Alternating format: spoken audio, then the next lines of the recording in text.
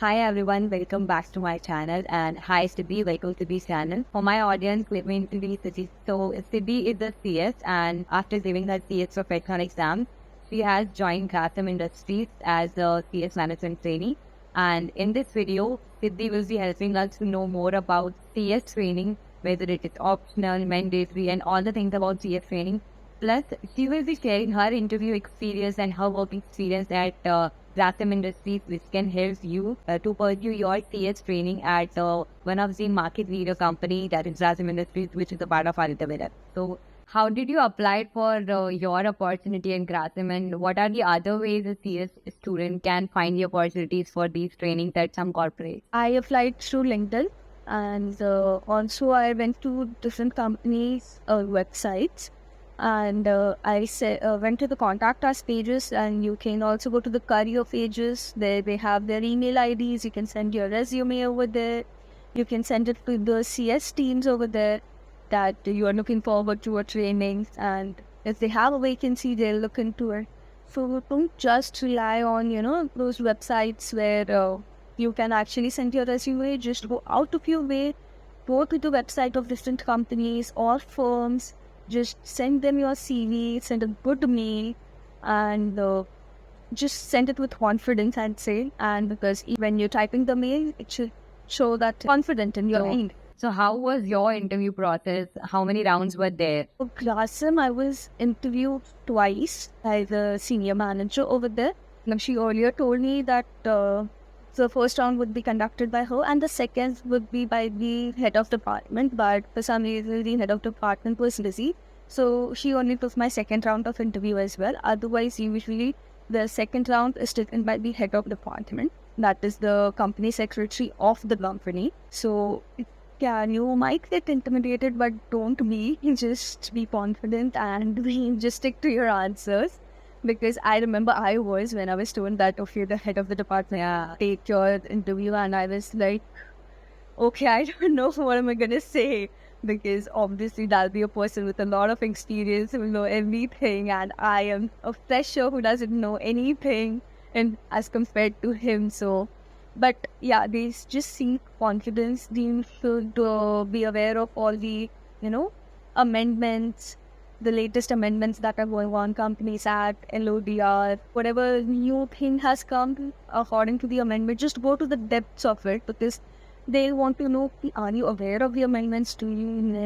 Are you keeping in touch? Because for our course, we have like 6 months, like until a certain date, like say suppose September. So after that, whatever amendments come are not applicable for that certain exam. So you do not go out of the way and look forward to those circulars that are issued by SEBI or by NCA, and that becomes a drop. So, but we should go, and we should always be in touch, and just even briefly, if you know about the circulars and the new amendments that have come, and obviously you have to relate it to the already existing sections and the provisions and the regulations. So if you are good with that, I think you're good for it. So, how was your interview experience? What kind of questions you were asked? I was asked about, when I was interviewing, I was asked about SEBI LODR amendments had come into. So in May 2015, SEBI LODR regulations had come. And so they had asked me about those amendments which had come along with it, if I knew about that, related party transactions, and various questions relating to it, like related party, and what will be considered as a related party, what won't be considered as a related party, about different meetings, about the necessity for audit committee foundation, formation of audit committees, of what are the mandatory committees that need to be formed, and the requirements for independent director. When is an independent director required? Then is the secretarial auditor required, internal auditor requirement, women director requirement. I think if someone revised the whole LODR, I think there will be like no question out of that. I think. Yeah. Mostly right. So yeah, and it also depends upon like where are you interviewing and what kind of work do we in. So if you going for a listed, they will be interested about how much you really know about LODR. And of course, you cannot ignore if completely companies act, but you should be aware more about LODR if you're going for a company and that's a listed company. And if it's firm and you're going for an unlisted public company, for example, then be thorough with Companies Act. Companies Act. Yeah, and pet regulations. I think that is something that you should definitely go through once. And the basic requirements and new FAQs that have come up with, that Siddhi has issued on for the 1st of March. You should be thorough with that. Okay, and were there any HR based questions like beyond the communication skills? Those rounds were taken by HR. Like, HR asks you like basic questions regarding like what are you looking forward to, like is traveling okay with you, and working hours that you expect. And they'll also ask you what stipend you will expect. So just like tell them your range. So that would be like a telephonic round, or that was also like a video interview? That was on telephone for me, but depends. Like company to company, HR changes. They like me. They're virtually on video call or something. And these days, even companies, if you're in the same city, they definitely call you down for an interview, and it's one-on-one, more than virtually. But yeah, companies also do take people from different cities. So if you're in a different city, then do not hesitate to send your resume to a city where you'll be willing to work for and you'll be willing to move to, because they'll take your interviews on. Nowadays, it's not like a city is not at all a limitation. Even if you're someone who does not belong to that city, they'll still look at your resume, they can hire you. So just that you had to relocate, that's it. But still people at times, just hesitate, and when they're from different cities and they come to Mumbai, they feel like, they're not in place or something, and they feel less confidence that there is no need because the company has chosen you over some candidate from Mumbai. So please don't feel that, yes, any less or be less confident. Like, you'll fit in just right. How much stipend is there, if you can disclose the range? So it depends. Firms offer somewhat around, 5 to 10,000, like if you're going to a first firm. And there are a few firms who even go up to 15,000. For companies, the range is from 10,000 to 25,000. If it's a top tier company or top 50 listed company or something, you can expect up to 25,000. But as they're negotiating like 20,000 or something, so I'd say that don't, just stick to your stipend expectations. Even if it's 20 or 15, I think it's a good start, and what you have to actually focus on is the exposure that you're gonna get. So that is something that you should look forward to, and just not get stuck on the side. Also, firms that offer as per ICSI standards, that is 3 to 4,000 in the best. Okay, and so if someone joins the company for their training after CS executive and they need to appear for CS professional, so like at your company, how many leaves are allowed, if you have the idea about that? Or generally, what's the practice in the industry of the leaves for the exams? Study leave differs from company to company, firm to firm. This is something that they'll themselves discuss during your interview. So in Grasim, when they were interviewing, you just have 1 group or 2 groups left or something, they'll give you around 15 days of study leave. And of course, because in my company, you have weekends off, like Saturday, Sundays, both are off.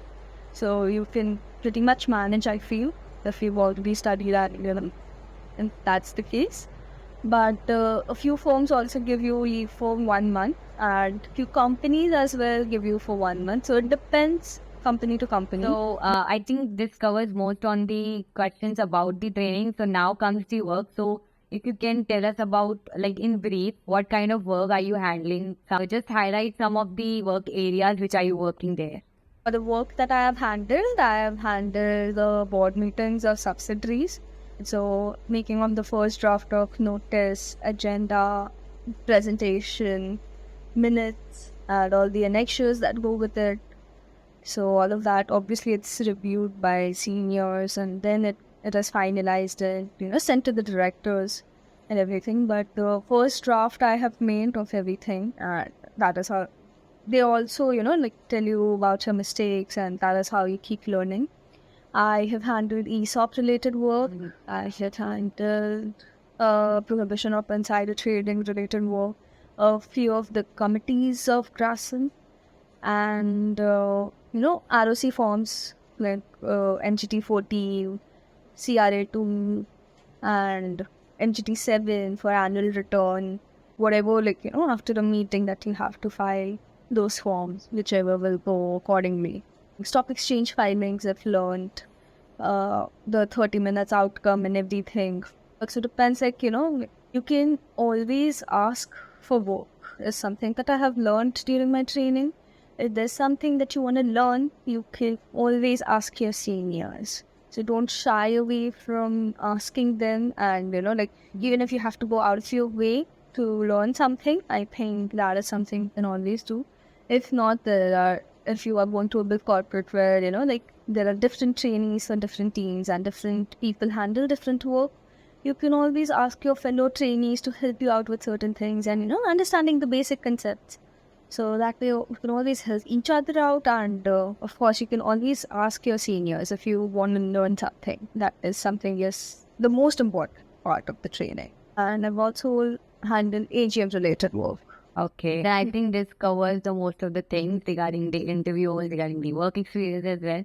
Now we can end this video as well. But in the end, if you want to share any tips, or I think throughout the video you had a lot of tips and uses for the people who are actually looking for CS training. So anything additional to that you can add now. So in your CV, you can always, just add things that show confidence, and, like different skills that'll all be useful throughout your training. If you handle any events in college or anything extracurriculars that you have done, so you should always mention those. And please work on your MS Word skills and MS Excel, because that is something that is most important. And major of your work happens on Word and Excel, so at least have basic working knowledge of both of them. It'll make your life easier and make your training better, and for you only, because the start is something that matters. Because even once we crack through the interview and we join, we are always worried about not knowing things, and these two skills will actually help you out throughout your training, and not just training, even later on. So you can always keep developing on those skills. But because we don't most of us are not really from IT backgrounds or anything, but you should just know the basics. That's correct, actually. I think this covers everything now, and I'm really thankful to you that you came here and shared these valuable insights regarding the interviews and how all about the training period as well, insights around the interview process and other things. So this video mostly covers that part. So I hope this will be helpful for the CS students, and all the credit goes to Siddhi for sharing all these valuable insights. Thank you so much. You're really kind. Thank you for the kind words, and thank you for connecting. Really happy that I could help out you guys. If anything, you can reach me out on LinkedIn. I'll be happy to help. And yeah, make sure to subscribe the channel. Okay, bye-bye. Take care.